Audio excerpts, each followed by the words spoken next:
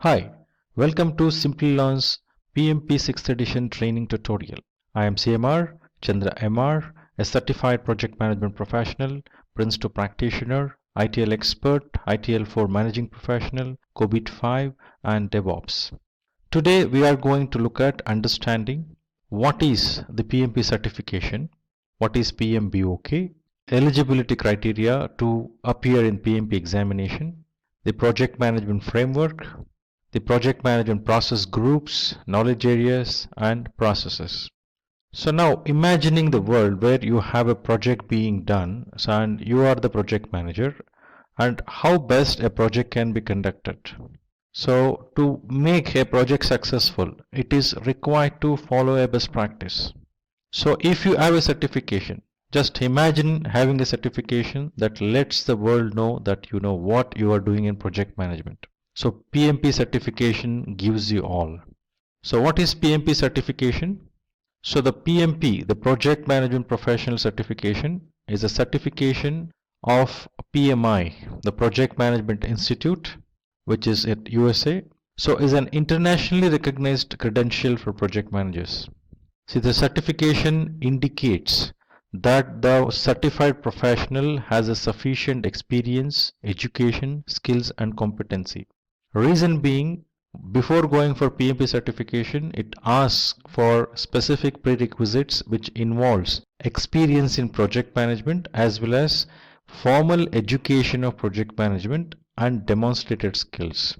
So that being a prerequisite for project management professional certifications, it is very essential that one need to understand what it takes to become eligible for PMP examination. So that we will go through in the subsequent slides. So the moment one has the PMP certification, that itself indicates the prerequisites to take up a PMP certification is accomplished already before going for certification, and then the individual will go for a certification and become certified professional. So that way it concludes, it also indicates that person who holds the PMP certification has sufficient experience, education, skills and competency.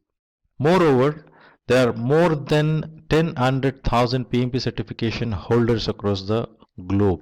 So PMP certified individuals earn 25% more than non-certified individuals. So now PMP certification also has the advantages which are given here, like helps the project manager to practice the project management better, create the results better, demonstrate the project management capability better. So this also helps project manager to show the commitment towards the project management profession, and having PMP certification provides the recognition across the globe, which helps in getting better salary compared with people, the professionals who are not certified, and also helps in increasing the network, project management network, who actually practices project management, the fellow practice project managers who are practicing the project management. So there are certain vocabularies, jargons which are used specifically while doing the project management. PMP helps to understand those. So now let us look at what does the official guide which is used in PMP that can help to become a project management professionals.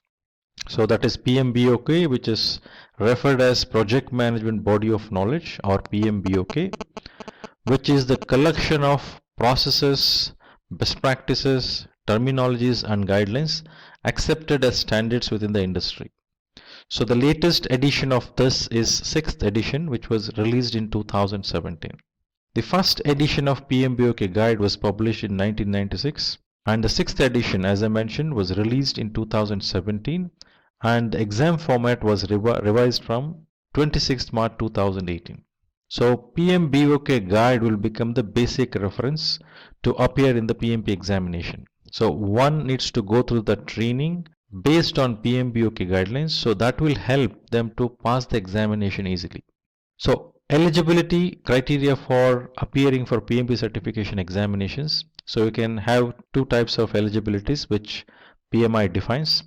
So option 1 includes someone who has secondary degree should have 7500 hours of leading and directing project. That is an experience, what it is asking as a prerequisite before the professional go for examination. Plus 35 hours of project management education formally from a registered education provider like Simplilearn. Option 2, someone who has 4-year degree, project management experience, leading and directing project. This experience will be 4500 hours. Whereas as we saw in option 1, in option 2, 35 hours of project management education is required, and that is from registered education provider like Simplilearn, as I mentioned earlier. So this training, which is conducted by registered education provider, will have their trainings aligned with PMBOK, the latest edition. So Simplilearn enables people to learn what are the topics in PMP framework, plus make the professionals ready to appear the examination and become successful. The project management framework, which is defined in PMBOK, includes 5 process groups, 10 knowledge areas, and 49 processes. So when we say 5 process groups, this indicates the way the project flows, how each of these process groups are connected while project happens in the project life cycle. Whereas 10 knowledge areas are the one which needs to be looked up to, demonstrated up to, considered while doing the project management. And the 49 processes distributed across 5 process groups and 10 knowledge areas has the activities, the objectives, the inputs, outputs, tools and techniques clearly defined so that those can be applied while doing the project management. So those are aligned the way it is shown in the table. So 5 process group, that is initiating, planning, executing, monitoring and control and closing. These are the process groups. Whereas 10 knowledge areas includes project integration management, project scope management, project schedule management, project cost management, project quality management, project resource management, project communication management, project risk management, project procurement management, and project stakeholder management. So each of these knowledge areas and process groups are aligned in such a way where the processes aligned with a specific process group and knowledge area can be demonstrated accordingly. If you look at a process which goes from initiating to planning, planning to executing, and then monitoring and control, while you do monitoring and control, if there is anything found as a deviation, it may come back to planning or executing for necessary corrections. Once the necessary corrections happens, again it moves to monitoring and control to check whether it is completely done as expected or not. If it is confirmed everything is done as per the requirements defined, then it moves to closing. This is how the project flows in the project life cycle. Whereas all the 10 knowledge areas happens in parallel. So now if you look at initiating process group, you can see 2 processes, that is develop project charter and identify stakeholders. So develop project charter and identify stakeholders basically defines project charter required for the project as well as initial identified stakeholders who are required to move forward in the project. Similarly, if you look at planning process group, you have 24 processes which are distributed across all the 10 knowledge areas. So these processes creates a plan for the project which involves scope baseline, schedule baseline, cost baseline, quality management approach, then resource management approach. Means the plan, I mean to say. When I say approach, I'm speaking about the plan. Similarly, communication management plan, risk management plan, procurement management plan, stakeholder management plan, and all of these will get consolidated into project management plan in the integration management knowledge area. Once this plan is done and approved, then it moves for execution. All that project manager do during execution is directing and managing project work and managing the project knowledge. At the same time, project manager would take responsibility of managing quality, acquiring resources, developing team, managing team, then communications which are planned as per the communication management plan. Communication should happen during execution. So similarly, implementation of risk responses defined while doing the planning and conducting the procurements as planned and then managing stakeholder engagement. So actual execution of those work packages, execution of those deliverables happens from the team.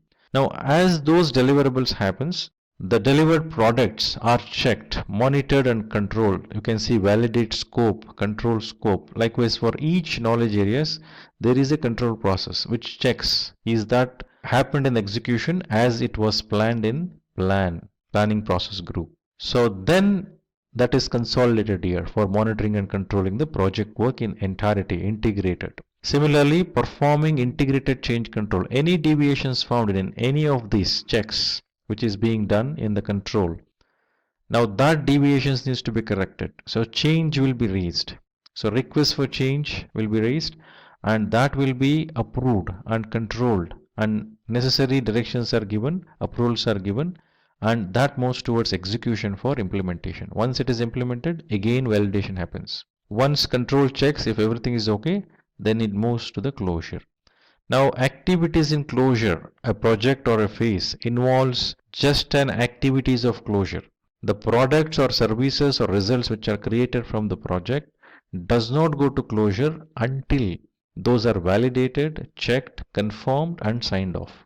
Only then it goes to closing project or phase and necessary formalities which are required to be completed before conclusion will happen in closing project or phase.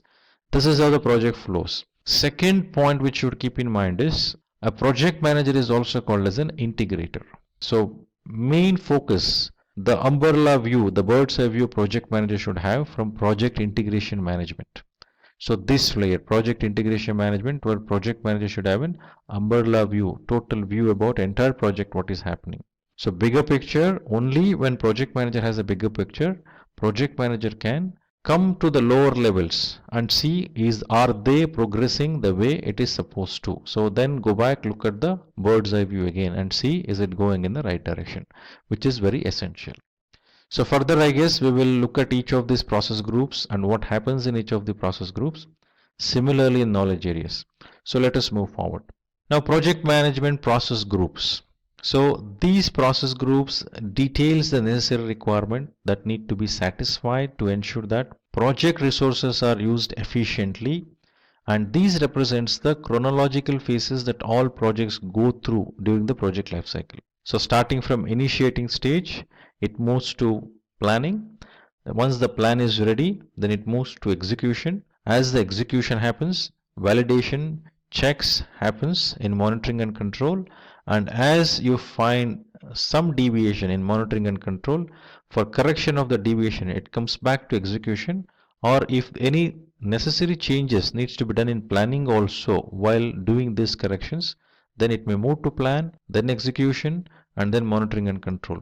So this loop continues until the confirmation, yes, it is delivered as per the plan, and then it moves to closure. So that's how the project flows, and the project life cycle would be like that. So initiating process group. So initiating process group involves the processes, activities and skills needed to define the beginning of the project. As I mentioned earlier, in initiating process group, the creation of project charter happens and identification of the basic stakeholders, main stakeholders who are required to understand the further requirements in detail, who needs to be engaged. So those are identified. So setting up permits, authorization and initial work orders which should be in place and are important for effective and logical progress of the project and success across all project phases. So this clearly sets up the phases for the work to be completed, initializing teams and having a well thought out budget, which is very important. So this gives that view in totality, but it may not give you the full granular details, but it sets the directions, provides that insight.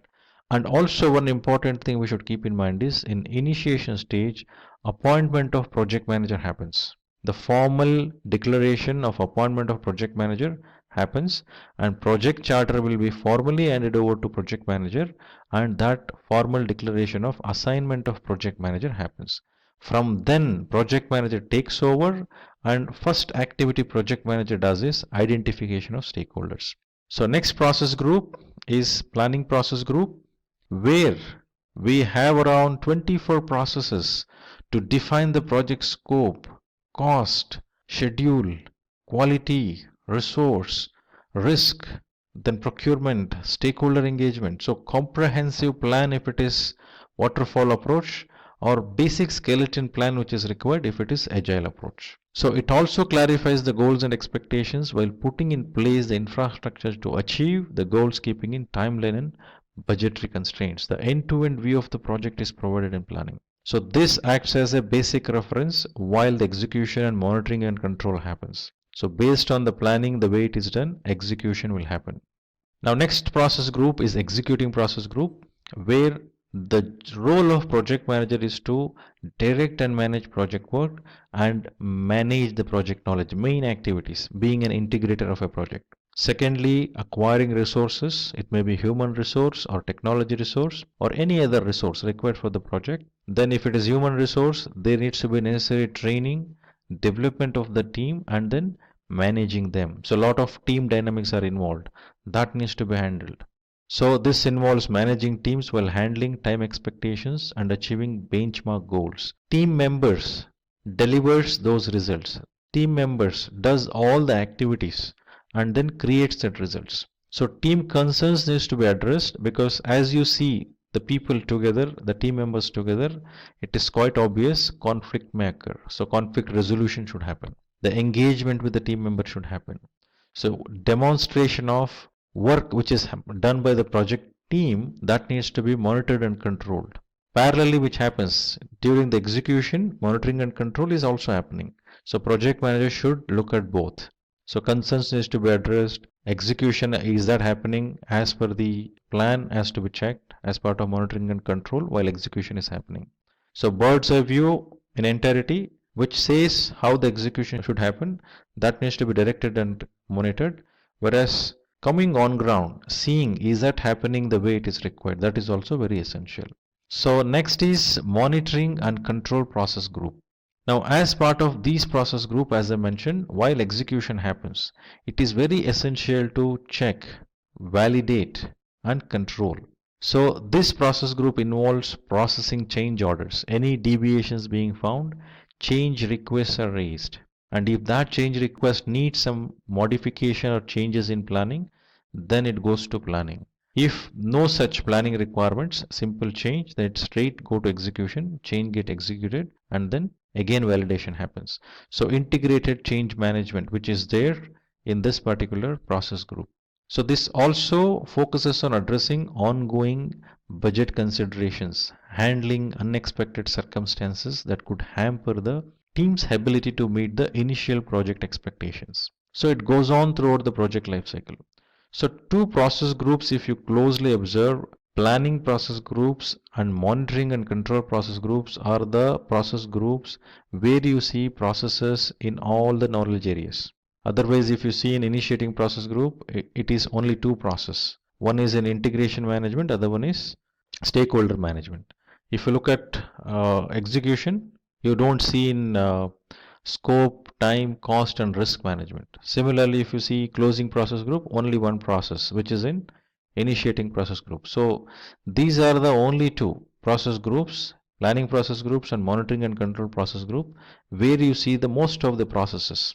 So next process group is closing process group. So closing process group, closing project or phase is a process what we have in this process group, which basically focuses on addressing the culmination of project management skills shown throughout the other interconnected processes that guided the projects. So all the aspects of process are closed and all the necessary paperwork is submitted.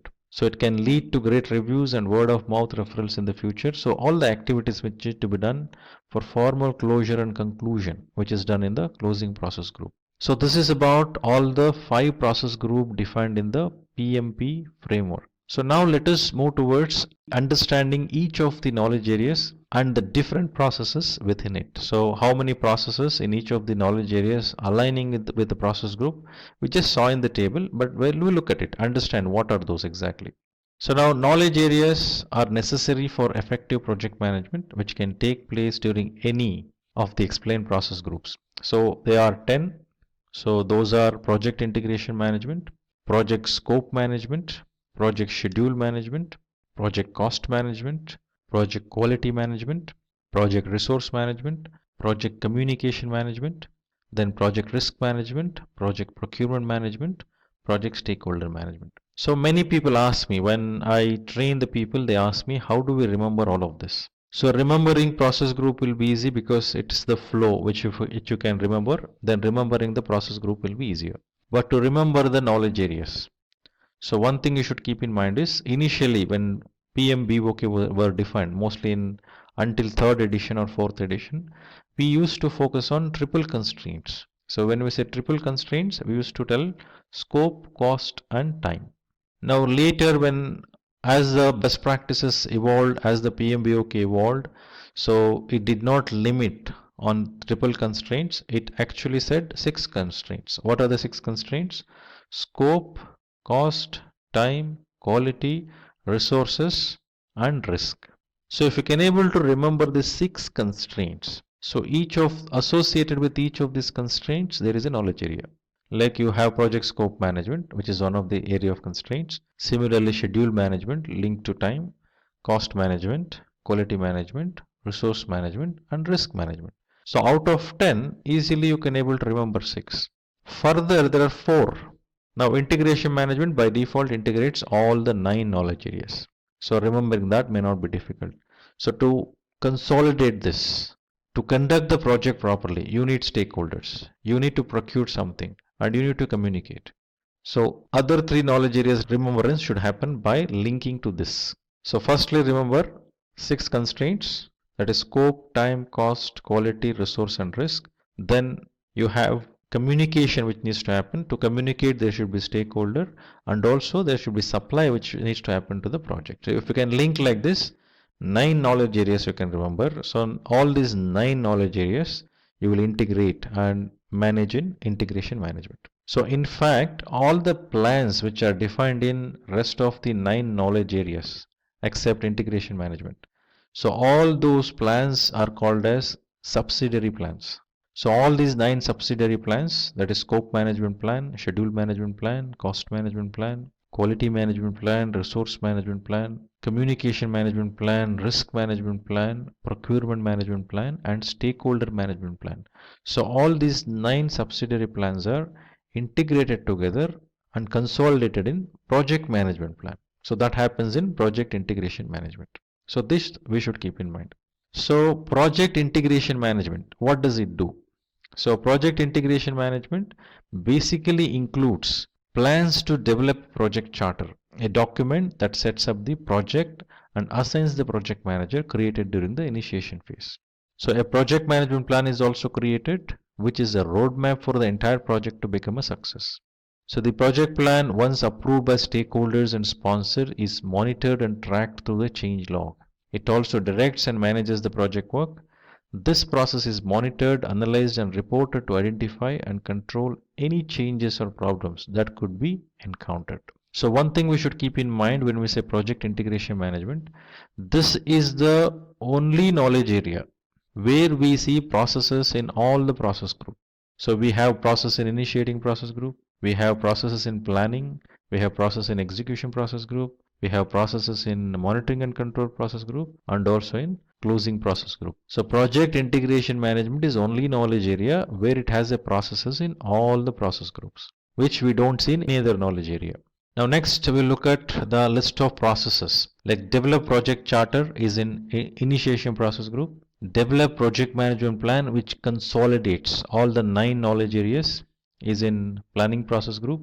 Direct and manage project work, manage project knowledge. These two processes are in executing process group. Monitor and control project work, perform integrated change control. These two processes are in monitoring and control process group. So close project or phase is in the closing process group. So now we will move to project scope management. So when we use the term scope refers to the boundary within which we need to do something. So first thing we should keep in mind when we say project scope, two things. One is the scope of that product, service or results which we are creating, which comes out as a product or a service or result out of a project which comes out. What is getting created? So scoping that part of it. So other scope part of it, the processes, the tools, the resources, what is being used during the project so that deliverables happen. So two part of the scope we should look at. So project scope management involves those areas, deals with the work of the project, and involves plan scope management, an important part of project management plan. The collection of requirements of the product or service also takes place in this process group. And also project scope management knowledge area deals with work of the project, which involves plan scope management, an important part of the project management plan. So the collection of requirements of the product or service also takes place in this stage.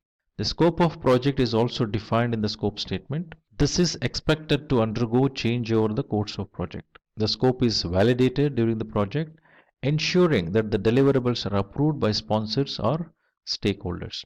So as I mentioned earlier, it involves the scope of the results, what is being created, and also scope of those processes, resources, tools which are used during the project. So processes in project scope management knowledge area. So plan scope management, which is in planning process group, collect requirements, define scope, create WBS. Even these three processes are in planning process group. In total, 4 processes in planning process group. Whereas validate scope and control scope, these two processes are in monitoring and control process group. So when you say plan scope management, it's about defining how to collect the requirements, how to manage those, entire scope management planning. And requirements management plan also has to be defined. Then requirements are collected from the stakeholders who are being identified, and then scope will be defined. Now, very important thing here is about work breakdown structure. So we have a product or a service or a result which we are working on to create as a result of the project. So how will you understand all the parts of it? That needs breaking down that particular product or services or results which we are going to create into multiple pieces in a structure which would look like a tree, so that you will get a necessary insight towards what is being delivered. So firstly, product breakdown structure is made, and for each of the layers of this product breakdown structure, you will be assigning an activities, assigning resources, effort estimation, cost estimation, sequencing those. All this will be done later. Basic thing needed is work breakdown structure for that. So to create WBS, the technique called decomposition is used, and this approach is top-down approach. Next, validate scope and control scope. As WBS provides the structure of various things which needs to be delivered, referring to that, as the execution happens, validation should happen, whether it is delivered accordingly or not. And is that scope management is being done according to the plan. Control scope will be checking that. So next is the project schedule management. When we say schedule, it's quite obvious for us to understand when what needs to be done. So what needs to be done is already told in scope, and when are we going to do that? For that you need to have a specific schedule, the timeline. So the project will have various different activities, tasks, which is assigned to the particular WBS element. So these activities will have a specific start date, end date, and this will have a specific output which is coming out as part of those actions which happens. So the project is divided into tasks, each with their own start dates and deadlines and budgets. So these are revised as the project moves forward, depending on how the project is progressing. A schedule for the project and determining who is responsible for that. So helps us to understand which resource is required at what point in time. Similarly, the cash flow requirement can also be understood by having a defined schedule. So the tasks are placed in a sensible order, and the dependencies between each of them are noted. Once sequenced, the resources required for the tasks are estimated and assigned. The time required for each of these tasks are also determined. Now when we say this, we are required to understand and visualize while doing a project, the WBS structure is defined, and in what sequence each of these elements are delivered, and what timeline, start time, end time, and how each of these are connected to other WBS element, in what sequence, what activities required, what resource required, what effort required, what competency skill required. So all these are put in.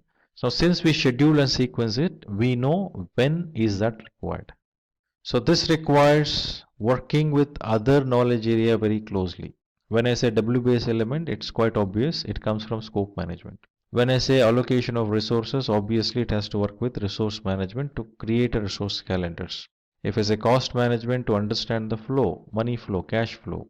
So budget should be there for the project. So cash flow, when what amount is required. To understand that cost is linked to schedule. So all these knowledge areas should work very closely with coordinating with each other, interfacing with each other. So project schedule management also uses a very important technique called network analysis technique, where we speak about critical path, then forward pass, backward pass, then identification of floats. So when I say critical path refers to the longest path in the established network diagram of a project. And that will be the minimum time required for project to complete. So this critical path needs to be closely monitored as the execution of the project happens. Because any delay in this critical path will delay the project itself. So that's about some summary about schedule management. Now let us look at the processes which are involved in schedule management. So plan schedule management, define activities, sequence activities, estimate activity durations, develop schedule. So all these 5 processes are in planning process group. So schedule management, how it has to be done, needs to be clearly planned as part of plan schedule management. Then when to define activities, it is quite obvious. We need to know what needs to be delivered. So WBS element helps us. When the scope baseline is provided as an input here, so taking that activities are defined. Then the sequencing happens. Then when we say estimate activity durations, so we speak about two terms like effort and duration. If I want to deliver something, let me assume to deliver X for a person it requires 1 day, or for a person it requires 10 days if we say. So to create that working piece of a product it takes 10 man days, we will say. That is an effort. Now if I have 100 pieces of such needs to be created, how many man days I need? So 10 into 100 piece, 10 days into 100 piece, so 1000 man days.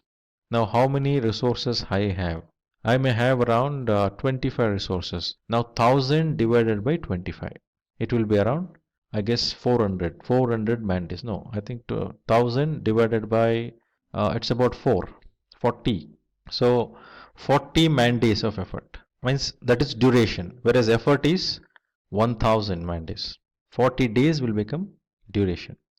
So likewise, looking at how many resources we have, how many, what is that effort is actually required, is involved, and then what is the duration within which we need to complete it. Either you look at how many resources I have, based on that I will look at the duration, or I will look at the target date. Mainly target date is given by customers as you discuss when the project needs to be completed. Accordingly, you are required to acquire the resources. So this itself is showing us these knowledge areas now work very closely. Now, without scope, you cannot define activities.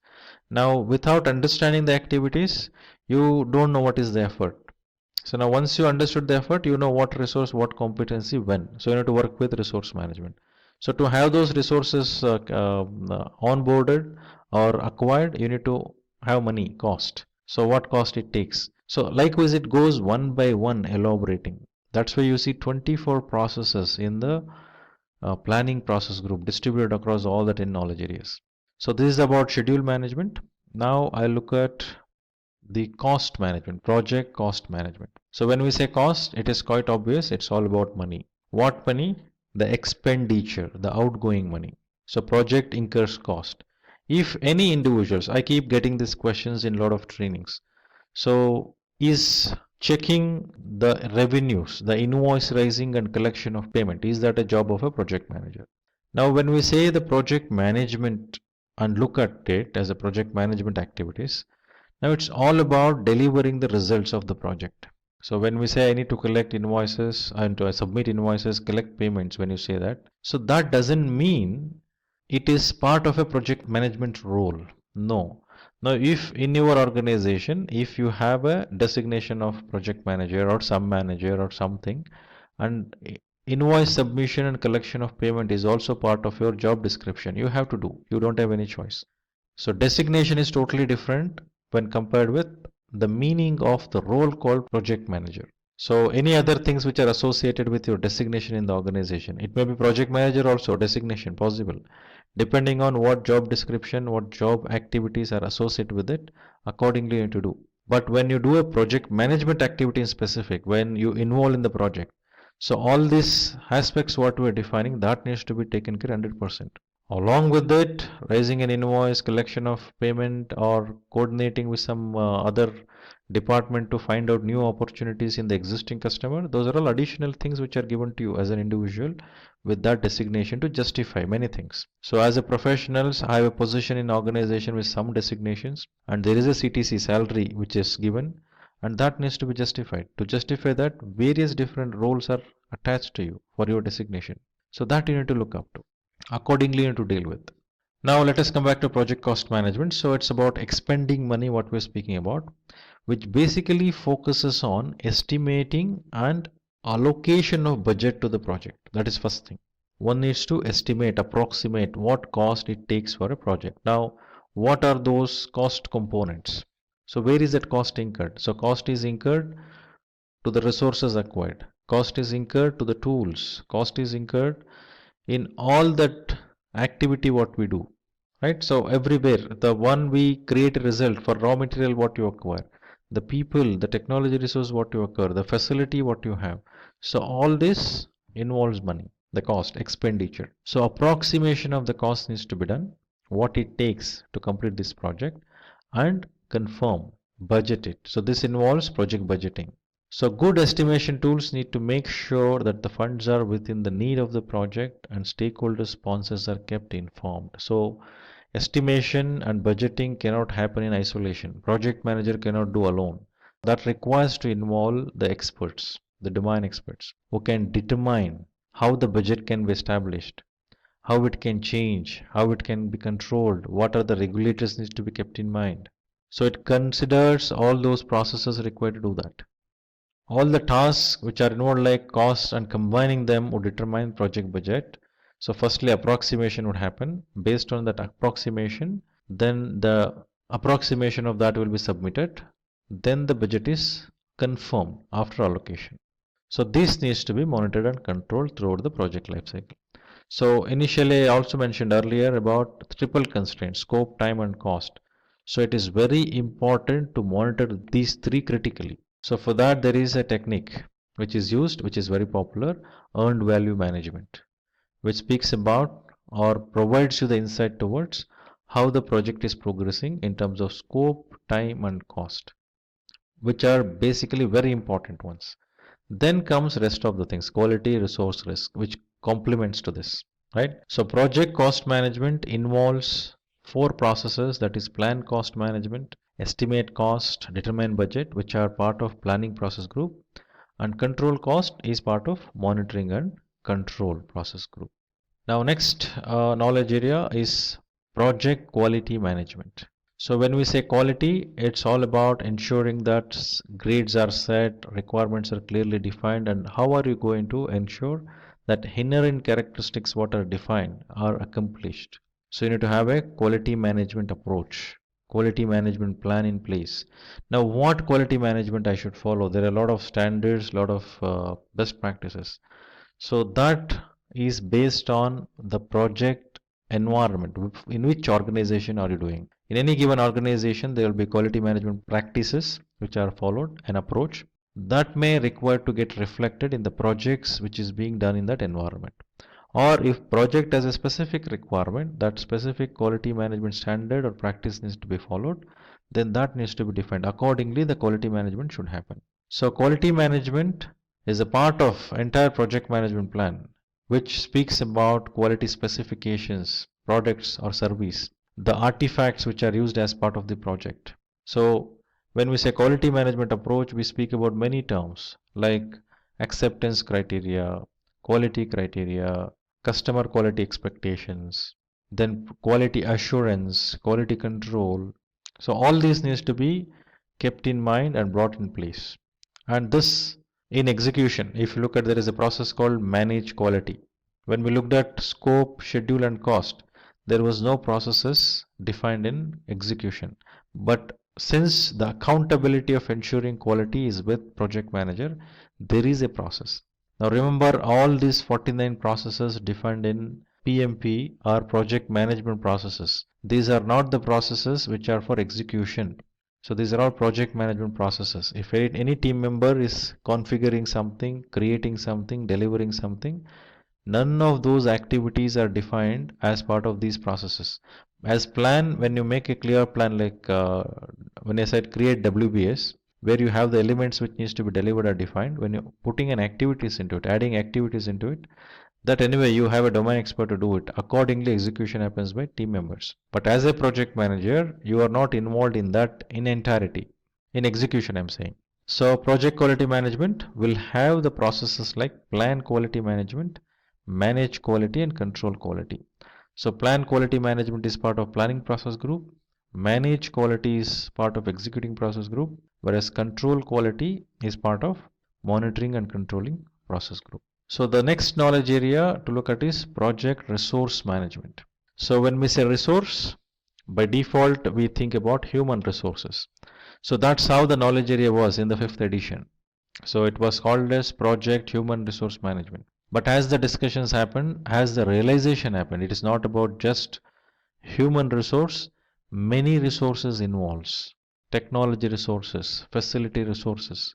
So the renaming of that knowledge area happened in 6th edition as project resource management. So project resource management focuses on ensuring identification of those roles, identification of those resources, having a plan in place so that resources can be managed better. So predominantly when we say resource, it's quite obvious we think about human resources. So which is very unpredictable kind of resource. Whereas when it comes to technology resource, it is predictable. The nature, the behavior, the configuration, everything is predictable. But only those human resource are the one which requires a special treatment, a special approach to engage with them. So this knowledge area helps to identify roles within the project team as per the project management team structure defined. So there should be project management team structure defined. And what needs to be delivered from which are the roles, which also include how they fit into overall structure of the project. So these team members or resources need to be acquired. If it is human resources, those needs to be educated, an induction needs to be done about the project, and they needs to become fit into the project. So when I say people, it's quite obvious conflict occurs, various different preferences they come across with. They have their own experience backgrounds and dynamics associated with them. So close monitoring is required, mentoring is required, demonstration of leadership skills are required. So generally we speak about three main ways of demonstrating leadership, which involves authoritarian leadership, then laissez-faire leadership, and participative leadership. So authoritarian is also called as autocratic, which means the project manager will become hold that authority, power. With that power, the project manager demonstrates this is how it should be, makes the decision. So such power demonstration may be required when something needs to be influenced strongly and direction needs to be set and decisions needs to be made. But when it comes to participative leadership, when some problems needs to be resolved, when people's involvement is required, that needs to be encouraged. That is very essential. Reviewing or creating solutions, that approach, leadership style is required. But when it comes to laissez-faire, delegative approach, so where there are specific domain experts who will do it, so assign to them and then monitor, review with them. That is delegative approach. So these three leadership styles has to be demonstrated effectively while doing project resource management. So team will have their own dynamics, so that needs to be understood and accordingly dealt with. So this knowledge area has around 6 processes, that is plan resource management, estimate activity resources, acquire resources, develop team, manage team, and control resources. So plan resource management and estimate activity resources are part of planning process group. Acquire resources, develop team, and manage team are part of executing process group, whereas control resource is part of monitoring and control process group. So next knowledge area we are going to look at is project communication management. So when we say project communication, firstly we need to understand what is this communication is all about. So communication is used to convey something to someone. So there should be two parties, the communicator and the one who receives it, means sender and receiver. So very important here is when sender sends certain message, at the receiver's end, how it is received. Is the meaning what is actually perceived by a receiver is same as what is meant by the communicator, means sender. So this will become a big gap. If what I told versus what someone understood, if there is a gap, then the communication is not effective. So it is very essential to understand this dynamics. Communication should be very effective, and based on that communication, there is always a resultant action. So always communication will have two parties minimum, one is sender and receiver. And in the receiver's perspective, one needs to understand who would be the receiver generally. When I say project manager communicates with sponsor, project manager communicates with team members, project manager communicates with customers, project manager communicates with other functions within organization, suppliers who are external to the organization. Now, each of these communications will have a specific objective and intention. So, project manager should understand that. And what sorts of vocabularies, jargons which needs to be used while communicating, the words, the communication methods which needs to be used, the communication channel, the language, the syntax. Understanding all of these will become very important while doing the communication in the project. So project communication management is the area that informs the team and stakeholders about the project. So the communication management system is determined along with how it is done and how often it is done, how frequently the communication has to be made. So managing communication should also involve reviewing how effective the communication is and how the regularly the modifications are being done to ensure the communication is actually fulfilling the requirements of communication needs. That needs to be discussed regularly and looked at. Is that helping? So it is very essential as the stakeholders are identified that communication requirement should also identified. And what communication? Why is that communication? How often, how frequently the communication has to be made? What channel, what template which has to be used, and what language?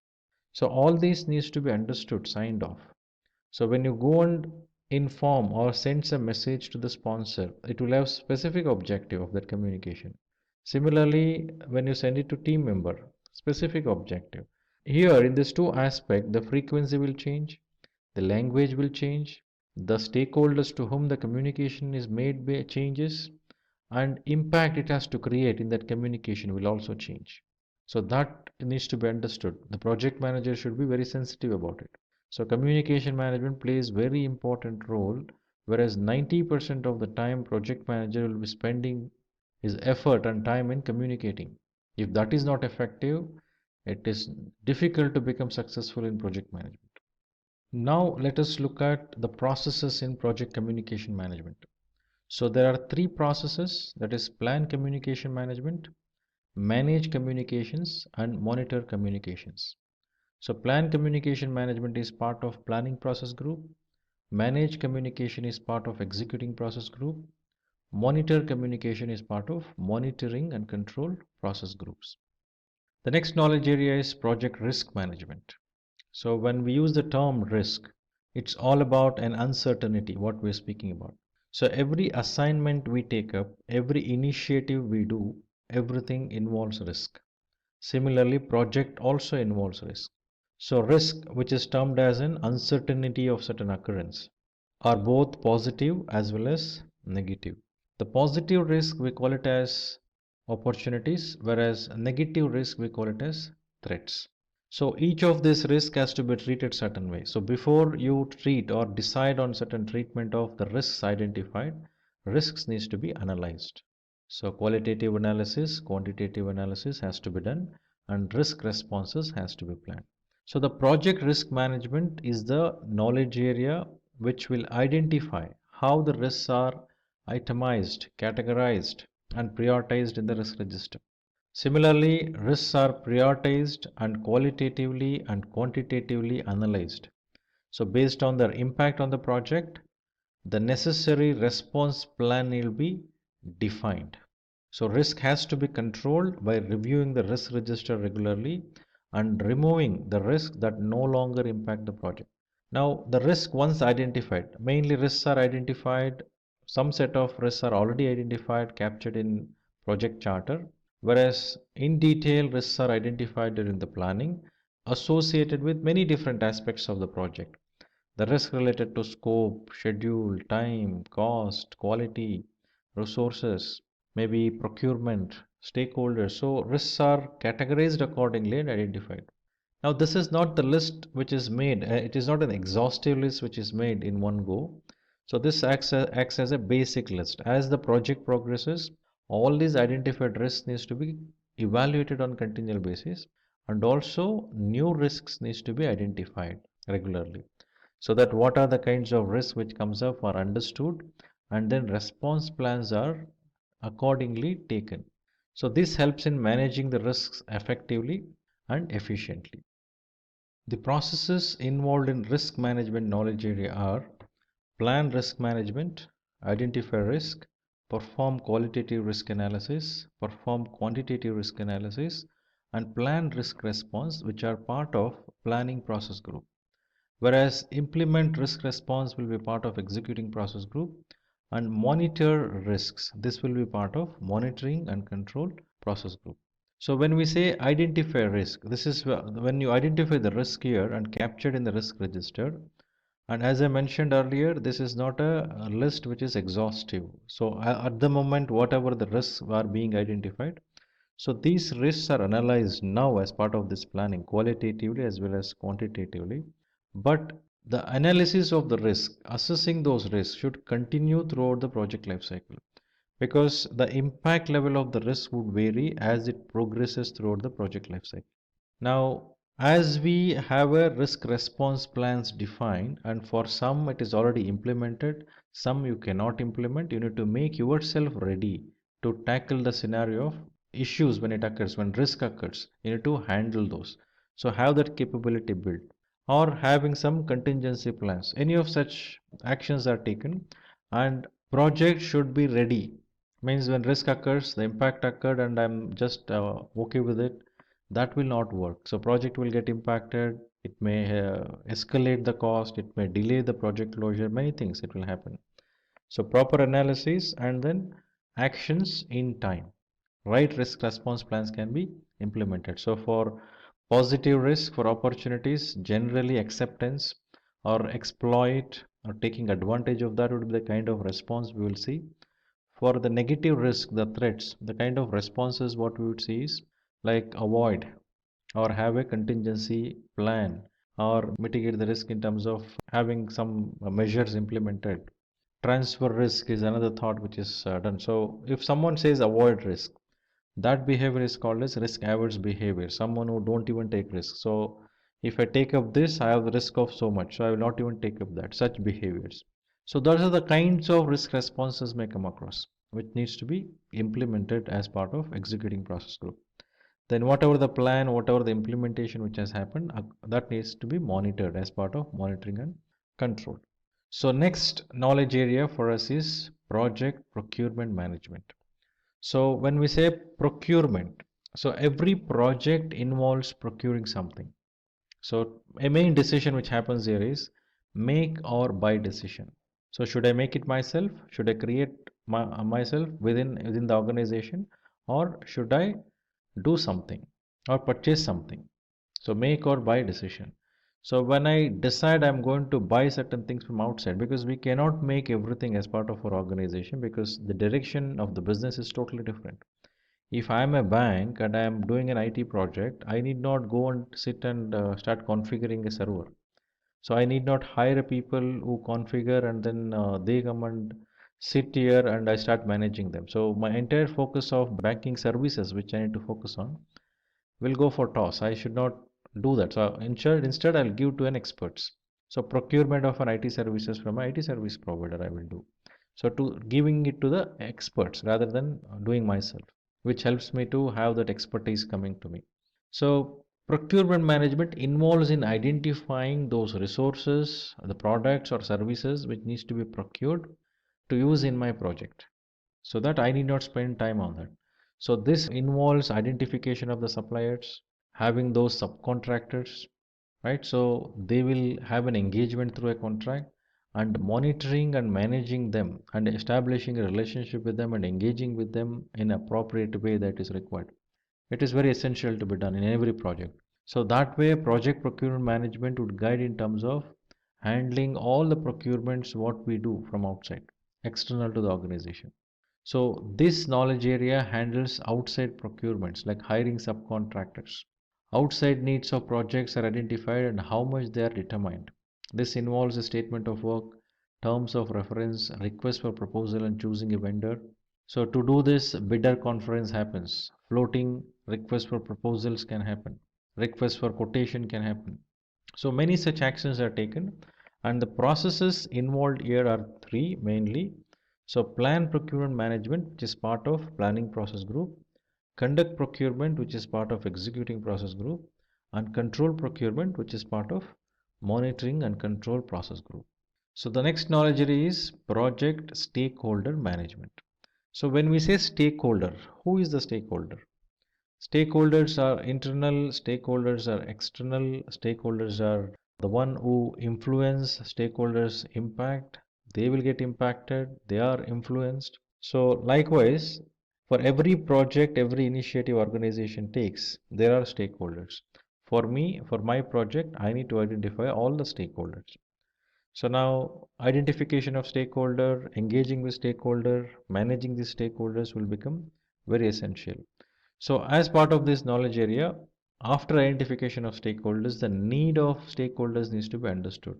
So not every stakeholders are identified will have very close to the project. They are not in very close proximity to the project. The distance of the stakeholder from the project may be far. Still, they may have an impacted because of this. We need to understand that. If I am building a flyover, construction of a flyover is happening, obviously people living in that region will get impacted. But they have no direct involvement in the project. However, their cooperation is required. So likewise, as we identify the stakeholders, we need to understand what kind of impact or influence that stakeholder will have on them or on the project from them. This needs to be analyzed. So stakeholders needs to be identified, their concerns need to be identified and must be managed. Some stakeholders would come up with certain powers, authorities. So we need to understand that as well. So each of the stakeholders needs to be listed out, their concerns prioritized based on their impact on the project. Then the stakeholders need to be engaged and determine if their needs are being addressed. If not, what can be done to rectify those, if at all any issues exist. So various stakeholders, state also can exist. There is a stakeholder who should be very supportive in the project, actively involved in the project, but the stakeholder may be in an unaware state. So we may require to engage with a stakeholder, bring that clarity, explain, and then ensure that stakeholder is supportive to the project. Some stakeholders may be resistive, some stakeholder may be neutral, some stakeholder would be very supportive, unaware. So various different state of stakeholders would exist, but one needs to analyze what kind of state that stakeholder should be in this project. That needs to be discussed, understood, and then decide. So accordingly, engagement should happen. So stakeholder engagement plan needs to be defined very clearly. So now here we have four processes. So one process in initiating process group, that is identify stakeholder. Then plan stakeholder engagement, which happens in planning. Manage stakeholder engagement, which is executing process group. And monitor stakeholder engagement is monitoring and control process group. As I mentioned in risk management, in stakeholder management also, identification of stakeholder, analyzing the way stakeholder engagement should happen and deciding that engagement. This is very dynamic, which has to happen throughout the project life cycle. And this is not one time register what we create, like stakeholder register if we create, it is not one time register, it is dynamic, which gets updated throughout the life cycle of the project. So with this, we come to conclusion of this PMP tutorial. I hope this tutorial provided you some information in terms of understanding what is this PMBOK 6th edition is all about. How the PMP framework, project management framework defined in PMBOK 6th edition. So for me to go to PMP certification, what needs to be done? What is that awareness I may need to have? So thank you so much for being here. For more information, please visit www.simplilearn.com. Take care.